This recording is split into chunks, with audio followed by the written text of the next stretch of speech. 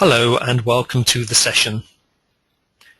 The purpose of the session is to introduce you to Advisor Centre's Protection Planner, one of a range of tools that have been designed to help your clients. The session will take around 20 minutes to complete. We'll begin by briefly overviewing the current range of tools available through Advisor Centre. The rest of the session will then look in detail at how Protection Planner works. And finally, I'll tell you about the ongoing support from eValue with this and other tools. Advisor Centre Advisor Solutions gives support to financial advisors to enable you to work with and advise your clients. Its tools are divided into three types.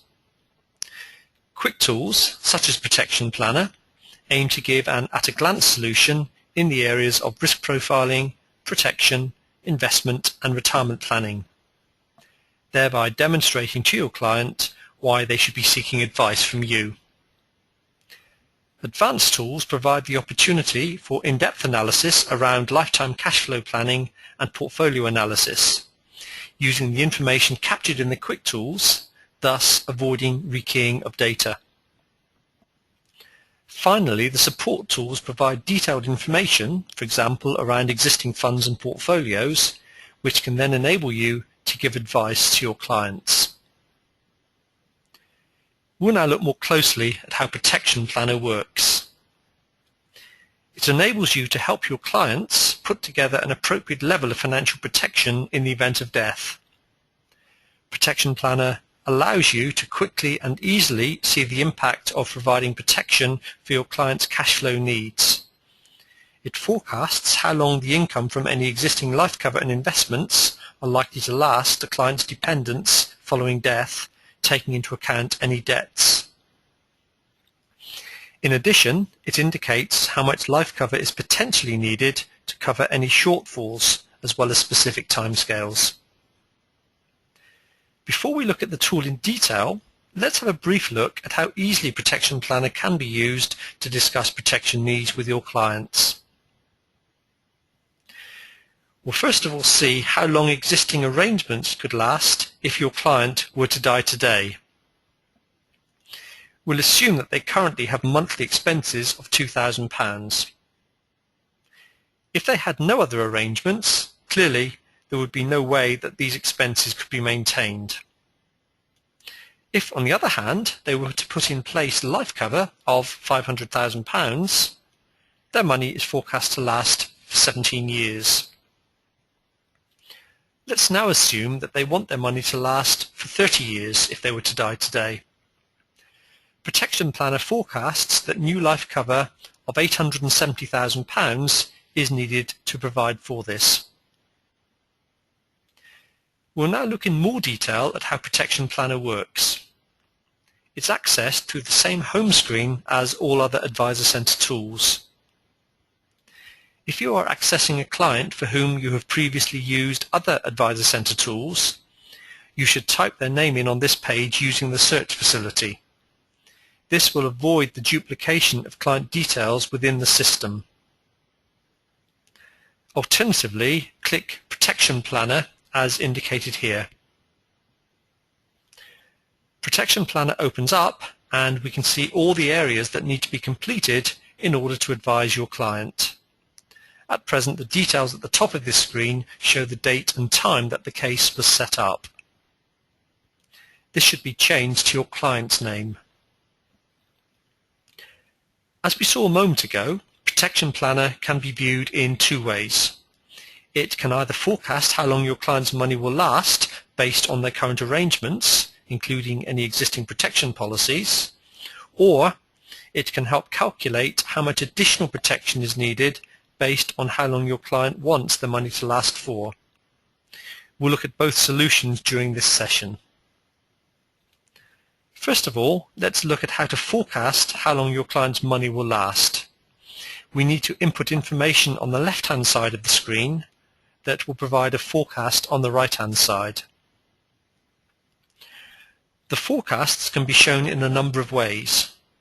The returns can be either high, mid, or low.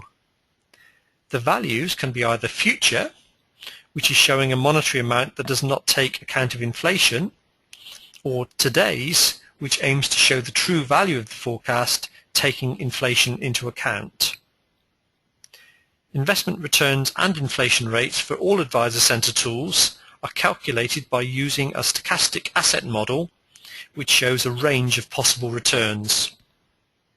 For more information about this, please refer to the guide that has been produced to support this session.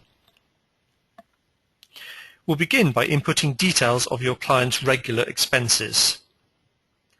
There are two ways of doing this, and we'll look at both. Click Add Specific Expenses to build a detailed picture of your client's expenses. They're divided into 7 categories. It's possible to enter an overall amount for each category here.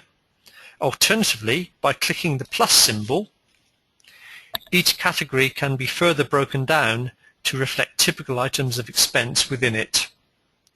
The names can be edited if required and additional ones added. The amount for each item is input and the frequency that applies to it. These can be one of a number of frequencies from weekly to annually. If the expense item is already in place, the start option should be immediately.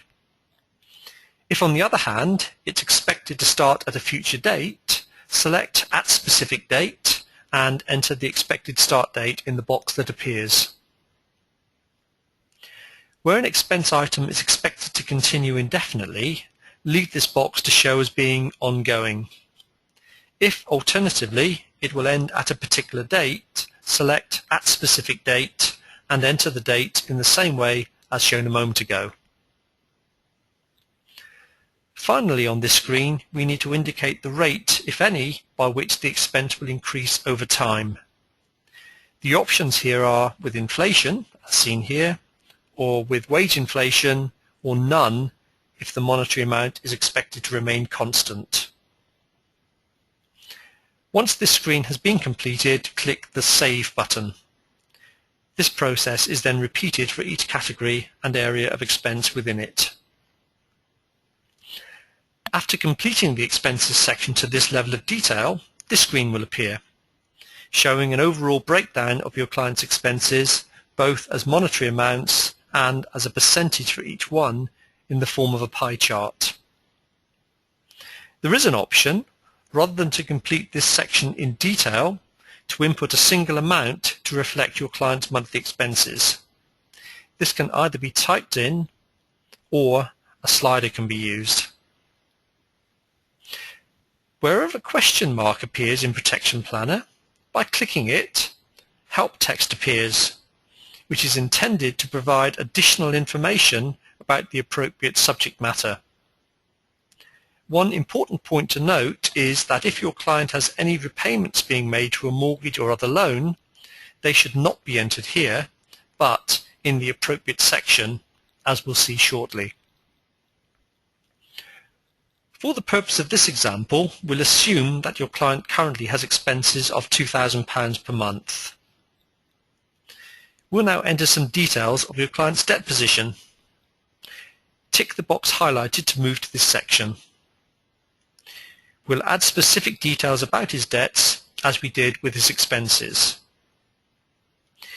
We need to select the type of debt, which can either be a mortgage or other personal debt. In this example, your client has a mortgage. We'll add some details of the mortgage, including the amount currently being paid to it. Don't forget, this amount is not entered into your client's expenses because the details are captured here. Finally, click the Save button. A pie chart appears, as with expenses, to show this debt as a percentage of your client's overall debts. In this case, of course, it shows as 100%. If other debts are to be added, click the Add Another Debt button. In this example, a mortgage is your client's only debt, therefore click the Close button. The debt is recorded in Protection Planner. Next, we'll add some assets. click the Add Specific Assets button. The asset types available in Protection Planner are investments, pensions, and property. The tool assumes that all assets are available to be fully realized on death. Therefore, it's recommended that your client's main residence is not included here unless it is planned that it will be sold immediately following death.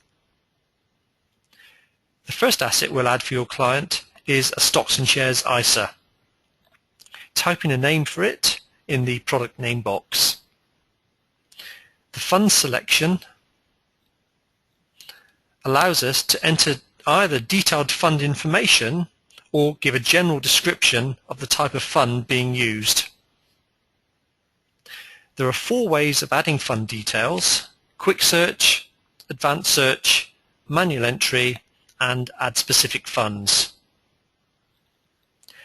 The quick search method is accessed from the Add a Fund box. It allows you to start typing the name of a fund. All possible funds are then pulled through from Financial Express, from which the correct one must be selected. The fund appears as shown here. It's also possible to search for a fund by inputting its city code, CDOL number, or ISIN code. If it has not been possible to identify a fund through quick search, the advanced search button can be used. This box will appear. Select the appropriate fund manager group. In addition, if other information about its fund universe or sector is known, this can also be added. Click the search button and a list of possible funds will once again appear, together with information about their recent performance, their Crown ratings, and when they were launched. Tick the box next to the appropriate fund or funds and click the Add Selected Funds box. The fund will now appear as before. Where it has not been possible to pull through a fund using either of these methods, for example with an in-house managed fund, manual entry can be used. You'll need to enter the fund's name, its asset allocation, and then click Add Fund. The fund will be added to the portfolio as previously demonstrated. The Enter Specific Funds option allows a fund to be entered by its risk profile. This could be useful where full details about a fund are unavailable. Once a fund has been selected, its current value needs to be added together with its assumed total expense ratio. Any regular contributions to the investment or regular withdrawals from it can be added, together with any monetary charges that are applied. After all details have been input, click the Save button. The pie chart appears like before. We'll now add another asset. This time it's a personal pension plan. There is an option here to indicate that a projection of future benefits has been provided by the product provider. Tick the Projection Available box and add the information that has been given. From this, the tool will calculate the ongoing charges once the current value has also been input. A fund, together with its current value and assumed TER, has now been added. Click the Save button once all details have been input. The pension plan has now been added to Protection Planner together with your client's other investment. If there are no other assets to be added, click the Close button. Protection Planner now has detailed information about your client's expenses, debts, and assets. As we can see from the right-hand side of this screen, there is currently insufficient provision if they were to die today. Let's assume, however, that they do have some existing life cover. Tick the Current Life Cover box and then click the Add Specific Cover button. we can select the type of cover currently in place from a range of options. In this case, your client has a policy that was set up to repay their mortgage in the event of their death. The usual pie chart appears, and the life cover details are recorded by Protection Planner. We can see from the graph on the right-hand side of this screen that based on your client's current asset and protection policies, there would be sufficient money to last for 4 years if they were to die today. It's important to understand that Protection Planner assumes that following death, all debts will be paid off from the proceeds of life assurance policies and other assets. If there are funds still available after this has been done, it's then assumed that they will be used to support ongoing expenses for as long as possible. We'll now use Protection Planner to forecast the potential impact of recommending additional life cover to your client. Let's assume a proposed new life policy of £400,000.